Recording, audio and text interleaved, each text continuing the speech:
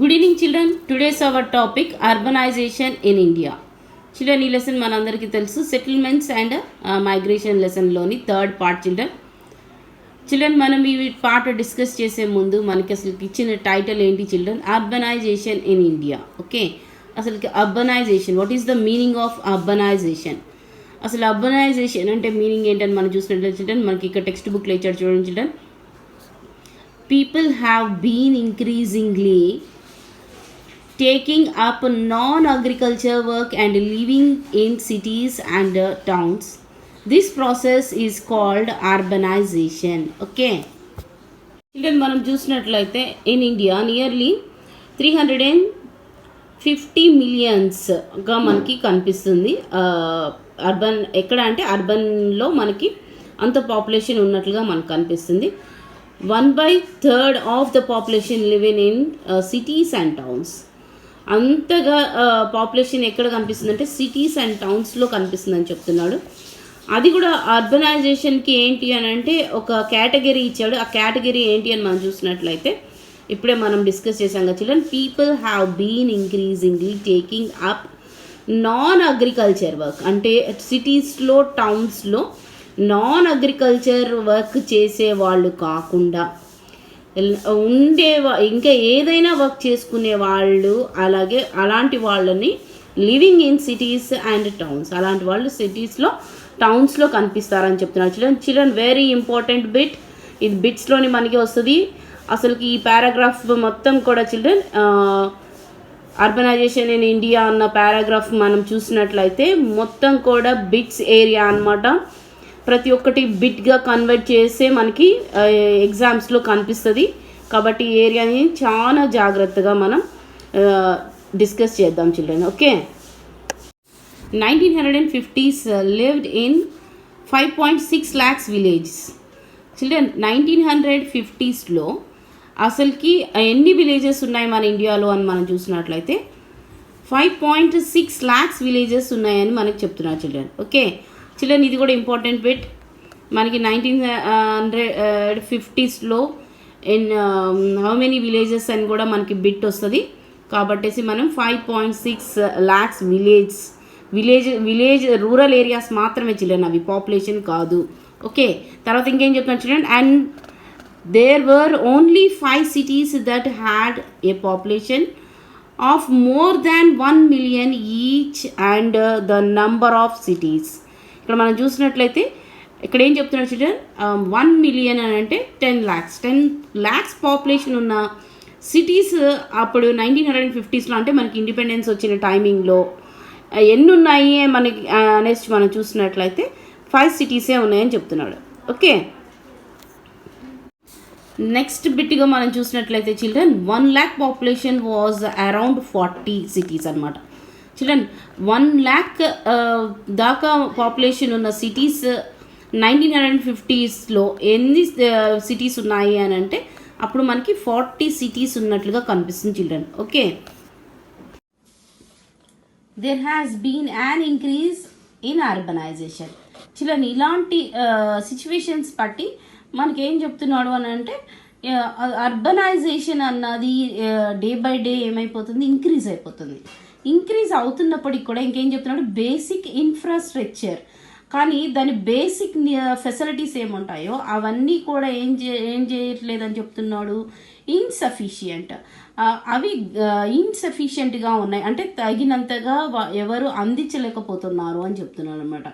అవి ఏంటి అని మనం చూసినట్లయితే నెక్స్ట్ ఇంకేం చెప్తున్నారు చూడండి, there are more than 50 cities that have a population of 1 million and above. 1 million అంటే మనం ఎంత అని చెప్పుకుంటాం చిల్డ్రన్, 10 lakhs కదా. 10 lakhsకి పాపులేషన్ మించిపోయిన సిటీస్, ఇంక్రీజ్ అయిన సిటీస్లో ఎంత పాపులేషన్ ఉంది అని చెప్తూ ఎన్ని సిటీస్ ఉన్నాయి అని మనం చూసినట్లయితే 50 cities ఉన్నాయని చెప్తున్నాడు. ఈ 50 citiesలో ఒక్కొక్క సిటీస్లో ఎలా ఉంది పాపులేషన్ అంటే 10 lakhsకి అబోవ్ పాపులేషన్ ఉన్నట్లుగా మనకు కనిపిస్తుంది. Okay, as per 2011 census the number of village has increased to 6.4 lakhs. Children ఇక్కడ మనం చూసినట్లయితే 2011 సెన్సస్ ప్రకారం ఎన్ని విలేజెస్ ఉన్నాయని చెప్తున్నాడు చూడండి, ఎన్ని విలేజెస్ ఇంక్రీజ్ అయినాయి అని చెప్తున్నాడు. 6.4 lakhs విలేజెస్ ఇంక్రీజ్ అయినాయి అంటున్నాడు.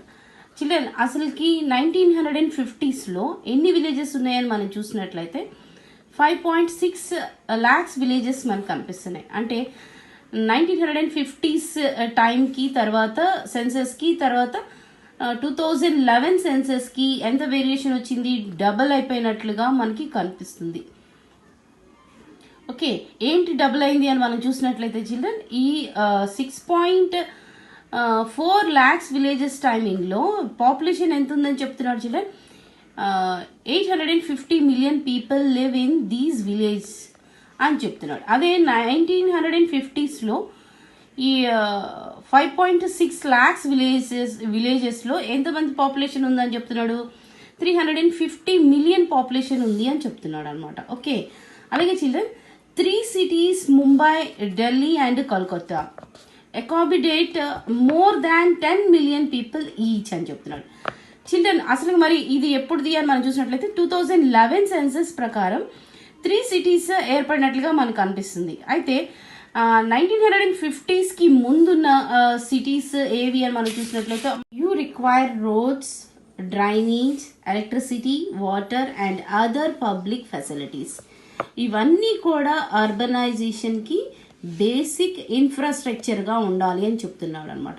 అంటే కంపల్సరీ రోడ్స్ ఉండాలి, డ్రైనేజ్ సిస్టమ్ అన్నది కూడా కంపల్సరీ ఉండాలి, ఎలక్ట్రిసిటీ కూడా ఎప్పుడు ఉండాలి, తర్వాత వాటర్ ఫెసిలిటీస్ ఉండాలి, అలాగే పబ్లిక్ ఫెసిలిటీస్ అంటున్నాడు చిల్డ్రన్. పబ్లిక్ ఫెసిలిటీస్ అంటే పార్క్సే కానీ, కమ్యూనిటీ హాల్సే కానీ, తర్వాత వచ్చేసి హాస్పిటల్సే కానీ, డిస్పెన్సరీసే కానీ కదా, అలాంటివి అన్నీ కూడా పబ్లిక్ ఫెసిలిటీస్ అన్నాయి కల్పించి ఉండాలి అని చెప్తున్నాడు.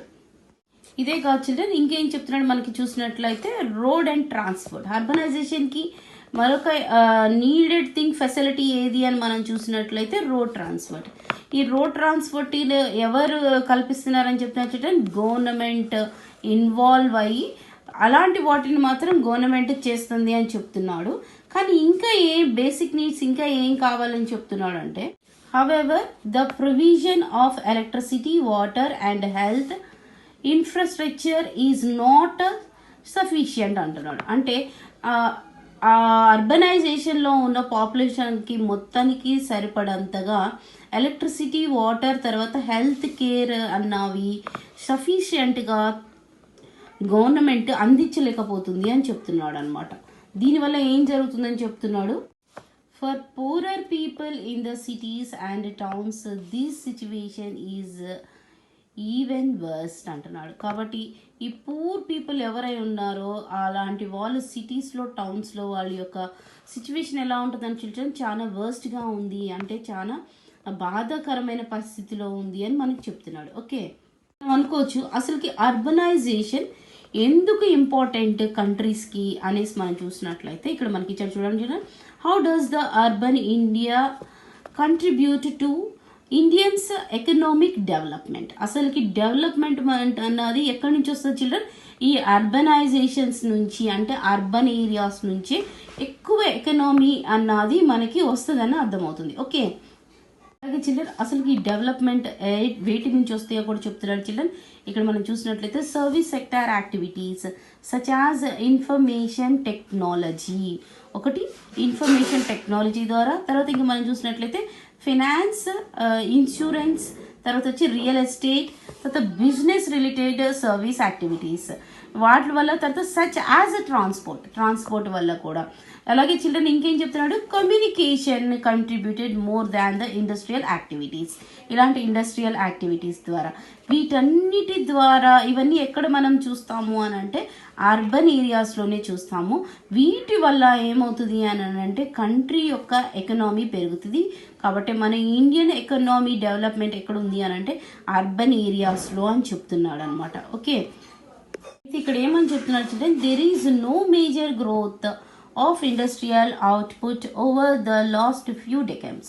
ఈ ఫ్యూ డెకెమ్స్ నుంచి ఇలాగా ఇండస్ట్రియల్స్ నుంచి తర్వాత ఇప్పుడు మనం ఏమైతే పైన చెప్పుకున్నామో వాటి నుంచి ఏం లేదంటున్నాడు, ఫ్యూ డెకెమ్స్ నుంచి అవుట్పుట్ అన్నది, గ్రోత్ అన్నది కనిపించట్లేదు అని చెప్తున్నాడు అనమాట. ఓకే, ఈ గ్రోత్ ఎందులో కనిపిస్తుంది అని చెప్తున్నారు చూడండి. Most of the output comes from service activities. Service యాక్టివిటీస్కి ఎక్కువ గ్రోత్ అన్నది మనకి కనిపిస్తుంది అని చెప్తున్నాడు. ఓకే, నెక్స్ట్ లైన్ మనం చూస్తే children, living in moving in to cities and towns is a boon only for few. కొంతమందికి మాత్రమే సిటీస్ దగ్గరికి వెళ్ళాలి, టౌన్స్కి వెళ్ళాలి అన్న అవసరం ఉంటుంది, కానీ అందరికీ అది వరంగా ఉండదు అని చెప్తున్నాడు అనమాట. అంటే ఎవరైతే కొంతమంది మనం మంచిగా ఎకనామిక్గా డెవలప్ అవ్వాలి అనేసి ఎవరైతే ఫ్యామిలీస్ సిటీస్కి టౌన్స్కి వస్తారో అది కొంతమందికి మాత్రమే ఆ యొక్క లక్ అన్నది ఉంటుంది, కానీ అందరికీ కాదు అని చెప్తున్నాడు చిల్డ్రన్. ఓకే, మనం నెక్స్ట్ లైన్ మనం చూసినట్లయితే children, level of poverty in urban areas is relatively lower than what is noticed in rural areas. అంటే ఇక్కడ మనకి ఏం చెప్తున్నాడు అని అంటే అర్బన్ ఏరియాస్లో పోవర్టీ అన్నది తక్కువగానే ఉంటుంది కంపేర్ టు రూరల్ ఏరియాస్తో పోల్చుకుంటే కదా చిల్డ్రన్. కానీ ఏమని చెప్తున్నాడు, there is a huge gap between the average income of a low income families and high income families. అలాంటి వేరియేషన్ ఉన్నప్పటికీ కూడా అర్బన్ ఏరియాస్లో ఎలాంటి సిస్టమ్ అన్నది ఇంక్రీజ్ అవుతుందని చెప్తున్నాడు. Low income families and high income families అన్నవి గ్యాప్ అన్నది కనిపిస్తుంది అని చెప్తున్నాడు అనమాట. అలాగే ఇంకేం చెప్తున్నాడు చూడండి, this gap has also been increase in cities and towns.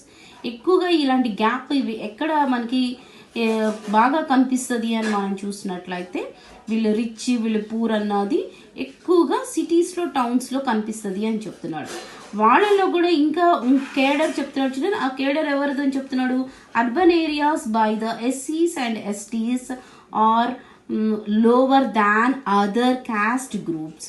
వాళ్ళ other caste groups BCs OCs అలాంటి క్యాస్ట్ సిస్టమ్ అనే సొసైటీలో ఉంది కదా చిల్డ్రన్, వాళ్ళకంటే కూడా లో పూర్నెస్ అన్నది తర్వాత లో ఇన్కమ్ అన్నది కలిగి ఉండే వాళ్ళు ఎవరని చెప్తున్నాడు అంటే ఎస్సీస్ అండ్ ఎస్టీస్ అని చెప్తున్నాడు అనమాట. ఓకే, నెక్స్ట్ మనం చూసినట్లయితే చిల్డ్రన్, ఇన్ 2009 to 2010 ఈ టైమింగ్లో అసలుకి 1 to 6th అన్నది belonging to caste other than SC ST were poor అనేసి చెప్తున్నాడు. అంటే ఏంటి, అసలుకి అదర్ క్యాస్ట్లో కూడా బీసీస్ అండ్ ఓసీస్ క్యాస్ట్లో అదర్ క్యాస్ట్లో కూడా మనకి అసలుకి పోవర్టీ అన్నది కనిపిస్తుంది అంటున్నాడు. అయితే ఈ ఎస్సీ ఎస్టీస్లో ఏం జరుగుతుందని చెప్తున్నాడు చిల్డ్రన్ చూడండి. ఇక్కడ మనం చూస్తున్నట్లయితే the poverty level is double అని చెప్తున్నాడు అనమాట. అయితే వాళ్ళు ఉన్నారు, వాళ్ళే 1/6 ఉంటే అయితే ఈ వీళ్ళు ఎలా ఉన్నారు అంటున్నాడు ఎస్సీ ఎస్టీ వాళ్ళు, వీళ్ళకి డబల్ ఉన్నారు అని చెప్తున్నాడు అనమాట. Children, very important bit children, most of these poor level in non metropolitan. అంటే ఈ పూర్ పీపుల్ అని మనం చెప్పుకునే వాళ్ళు ఎక్కడ ఉండారంట చిల్డ్రన్, నాన్ మెట్రోపాలిటియన్ అంటే బిగ్ సిటీస్లో వాళ్ళు ఉండరు అని చెప్తున్నారు. మరి ఎక్కడుంటారు అంటే towns and work in the unorganised sector. అంటే సిటీస్లో తర్వాత టౌన్స్లో మాత్రమే అన్ఆర్గనైజ్డ్ సెక్టార్లో వర్క్ చేసుకుంటూ ఉంటారు అని చెప్తున్నాడు అనమాట. Okay, most of the population increase in cities and towns. అసలుకి సిటీస్ అండ్ టౌన్స్లో అసలు పాపులేషన్ ఎలా ఇంక్రీజ్ అవుతుందని చెప్తున్నారు children, of natural growth with in the urban areas. అది న్యాచురల్గానే ఇంక్రీజ్ అవుతుంది అని చెప్తున్నాడు. ఇలా పాపులేషన్ ఇంక్రీజ్ అయిపోతే ఆ ప్లేస్ ఏమన్నా పెరుగుతుందా చిల్డ్రన్, పాపులేషన్ పెరుగుతుంది కానీ ఆ అక్కడున్న అర్బన్ ఏరియాలో ఉన్న ప్లేస్ అయితే ఏం పెరగదు కదా. అలాంటప్పుడు ఏం జరుగుతుంది అని మనకు చెప్తున్నాడు చిల్డ్రన్. ఇక్కడ చూడండి children, some of the growth in urban settlements took place by the expansion with the inclusion of rural areas surrounding older cities and towns అని చెప్తున్నాడు. అంటే ఏవైతే అర్బన్ ఏరియాస్కి ఉంటాయో ఆ అర్బన్ ఏరియాస్లో ఉన్న రూరల్ ఏరియాస్ అన్నిటినీ కూడా కలుపుకొని వాటిని అర్బనైజేషన్గా వాళ్ళు చేసేస్తారు అని చెప్తున్నాడు కదా చిల్డ్రన్. ఇప్పుడు మనం చెప్పుకున్న చిల్డ్రన్ హైదరాబాద్, గ్రేటర్ హైదరాబాద్ అంటే ఏంటి, గ్రేటర్ హైదరాబాద్ అంటే ఏంటి చిల్డ్రన్, ఫర్ ఎగ్జాంపుల్ దాని చుట్టుపక్కల ఏవైతే విలేజెస్ ఉన్నాయో వాటిని అన్నింటినీ కూడా ఏం చేసుకుంటుంది, దాని లోపల కలిపేసుకుంటుంది అనమాట. ఓకే, అలాగా దాన్ని ఏమవుతుంది అనేసి మనం చూసినట్లయితే ఈ ఇంక్లూజన్ అన్నది చేస్తారు అనేసి చెప్తున్నాడు. ఇలా చేయటం వల్ల ఏం జరుగుతుంది అంటున్నాడు, only 1/5 of the growth is due to rural to urban migration. అప్పుడు 90% ఆ ఏరియాలన్నింటినీ కూడా ఇంక్లూజన్ చేయటం వల్ల, అర్బనైజేషన్ అవ్వటం వల్ల ఏం జరుగుతుందంటే గ్రేట్ ఆపర్చునిటీస్ అన్నాయి పీపుల్కి వస్తాయి. అలాగే వాళ్ళ యొక్క ఎకనామీ మనం రూరల్ ఏరియా కంటే కూడా బెటర్గానే ఉంటుంది అని మనం తెలుసుకున్నాం కదా. అలాగే ఎకనామిక్ కూడా ఎక్కువగానే, ప్రొడక్టివిటీ కూడా ఎక్కువగానే జరుగుతుందని కూడా మనకు తెలుస్తుంది కదా. అయితే అంటే రూరల్ ఏరియాలో ఉన్న కండిషన్ కంటే కూడా అర్బన్ ఏరియాలో ఉన్న కండిషన్ చాలా బాగుంటుందని అర్థమవుతుంది. కానీ ఇక్కడ ఏమి ఇచ్చాడు చిల్డ్రన్, ప్రాబ్లమ్స్ ఆఫ్ అర్బనైజేషన్ అని చెప్తున్నారు అనమాట. ఇలా అర్బనైజేషన్ చేస్తే వచ్చే ప్రాబ్లమ్స్ ఏంటో అవి ఇప్పుడు మనకి డిస్కషన్ ఇస్తున్నారు children. Very important question and ఆన్సర్స్లో మనకి ఇవి ప్రీవియస్ పేపర్స్లో ఎన్నోసార్లు వచ్చిన క్వశ్చన్ అనమాట. ఇది 2 మార్క్స్ క్వశ్చన్కి 4 మార్క్స్ క్వశ్చన్స్కి ఎక్కువగా అడుగుతూ ఉంటాడు చిల్డ్రన్ ఈ క్వశ్చన్ని. ఇది మనం చూసినట్లయితే ఇక్కడ ఏమని చెప్తున్నారు children, increasing urbanisation is not just all about greater opportunities for people, more economic productivities etcetera కదా. ఇవి మాత్రమే ఉంటే సరిపోవు, ఇంకేం కావాలని చెప్తున్నాడు. It also result in many problems. ఏంటి ఆ ప్రాబ్లమ్స్ అని మనం చూసినట్లయితే children, the growing urban population has to be housed. తప్పకుండా అర్బన్ ఏరియాస్లో ఆ పాపులేషన్, అక్కడ ఉన్న పాపులేషన్ అందరికీ ఉన్న పాపులేషన్ ఉన్న వాళ్ళందరికీ కూడా ఏం కల్పించాలి చిల్డ్రన్, హౌస్డ్, అందరికీ హౌస్డ్ ఉన్నట్లుగా చూడాలి. ఇంకేం చెప్తున్నారు children, it needed water facility supply, తప్పకుండా వాటర్ సప్లై ఉండేటట్టుగా చూడాలి. ఇంకేం చెప్తున్నారు children, sewage and other waste disposal. అంటే సువేజ్ అంటే ఇప్పుడు మనం చెప్పుకుంటాం కదా చిల్డ్రన్, డ్రైనేజ్ సిస్టమ్ అనమాట. ఓకే, ఆ డ్రైనేజ్ ఫెసిలిటీస్ ఉండాలి, తర్వాత అది ఫ్లో అయ్యేటట్టుగా ఎప్పుడు ఉండాలి, క్లీన్గా ఉండాలి ఎప్పుడు. ఇంకేం చెప్తున్నారు చిల్డ్రన్, వేస్ట్ డిస్పోజల్ అంటే మనం చెత్త ఉంటుంది కదా చిల్డ్రన్, ఆ చెత్త డిస్పోజల్ చేయటానికి కదా. అప్పుడు మనం చూసినట్లయితే తెలంగాణ గవర్నమెంట్లో కూడా గ్రీన్, తర్వాత వచ్చేసేసి రెడ్వి 2 బాస్కెట్స్ ఇస్తారు. దేనికి, వాటిని మనము ఆ చెత్తను వాటిలో వేయటం కోసం అనేసి. ఓకే, అలాగా జిహెచ్ఎంసి వాళ్ళు వచ్చేసేసి దాన్ని కలెక్ట్ చేసుకొని వెళ్తారు కదా. ఇలాంటి ఫెసిలిటీస్ అన్ని కూడా తప్పకుండా అర్బన్ ఏరియాస్కి ఉండాలి. ఇంకేం చెప్తున్నాడు, transportation and many other things. ఇంకా వీటితో పాటు ట్రాన్స్పోర్టేషన్ అన్నది మస్ట్ అనమాట. ఒక ఏరియా నుంచి ఇంకొక ఏరియాకి చిన్న ఏరియా అయినప్పటికీ దాని నుంచి కూడా ట్రాన్స్పోర్ట్ ఫెసిలిటీ కనిపించాలన్నమాట అర్బన్ ఏరియాస్లో. ఓకే, ఇవి ఉండాలని చెప్తున్నాడు చిల్డ్రన్. ఇంకేం చెప్తున్నాడు, ఆల్ వీటిలో మనం పైన చెప్పుకున్న వాటిలో ఏవి కూడా ఏదన్నా కానీ కరెక్ట్గా జరగకపోతే ఏమవుతుంది అని చెప్తున్నాడు చిల్డ్రన్, గ్రేటర్ థ్రెడ్ అన్నది స్టార్ట్ అయిపోతుంది. ఇన్ఫెక్షన్స్ అండ్ డిసీజెస్ అన్నవి ఎక్కువగా ఎక్కడ వస్తాయి అని అంటే ఈ అర్బనైజేషన్ ఏరియాస్లోనే వస్తాయి అని చెప్తున్నాడు అనమాట. ఓకే చిల్డ్రన్, ఇవే కాకుండా అర్బనైజేషన్లో ఇంక్రీజ్ అయ్యే ఒక ఇంపార్టెంట్ ప్రాబ్లమ్ని చెప్తున్నారు చిల్డ్రన్. ఆ ఇంపార్టెంట్ ప్రాబ్లం ఏంటి అని మనం చూసినట్లయితే, urbanization is use of materials that either do not to degrade or take a long time to do so. మనం వాడే కొన్ని వాటి వల్ల అవి ఏమవుతున్నాయి అంటున్నాడు, ఎర్త్లోకి ఏ వేస్టేజ్ అయినా కానీ ఎర్త్ ఏం చేసుకుంటారు చిల్డ్రన్, అబ్జర్వ్ చేసేసుకుంటుంది కదా. అదే మనం మీరు బయోలో చదివే ఉండుంటారు కాబట్టి అలా డీగ్రేడ్ అయిపోతుంది, అది కొలాప్స్ చేసేసుకుంటుంది ఎర్త్ కదా. అయితే సాయిల్ అలా డిగ్రేడ్ కాకుండా ఉండేవి కొన్ని ఉంటాయి అన్నాడు. దానికి డిగ్రేడ్ కాకుండా ఉండడానికి ఫర్ ఎగ్జాంపుల్ ఏంటి అంటే ప్లాస్టిక్ కదా. అలాగే ఇంకేం చెప్తున్నాడు, take a long time to do so. ఒకవేళ తీసుకునే విధంగా డిగ్రేడ్ అవటానికి కండిషన్ ఉంది అని మనం అనుకుంటే అది ఎంతకాలం అంటే లాంగ్ టైం, ఎక్కువ టైం పట్టే ప్రాసెస్ కూడా ఉంది అని చెప్తున్నాడు. ఏమని చెప్తున్నాడు చూడండి, ఇలాంటి వేస్టేజ్ని అక్కడికి ఎక్కడ డిస్పోజ్ చేయాలి అన్నది ఒక ప్రాబ్లంగా మారింది. కాబట్టి యాజ్ అర్బన్ ఏరియాస్ ఎక్స్పాండ్ ఈ అర్బన్ ఏరియాస్ ఎక్స్పాండ్ అవటం వల్ల ద వేస్టేజ్ ఈజ్ ఇంక్రీజింగ్లీ, ఈ వేస్టేజ్ అన్నది ఇంకా పెరిగిపోయింది అంటున్నాడు.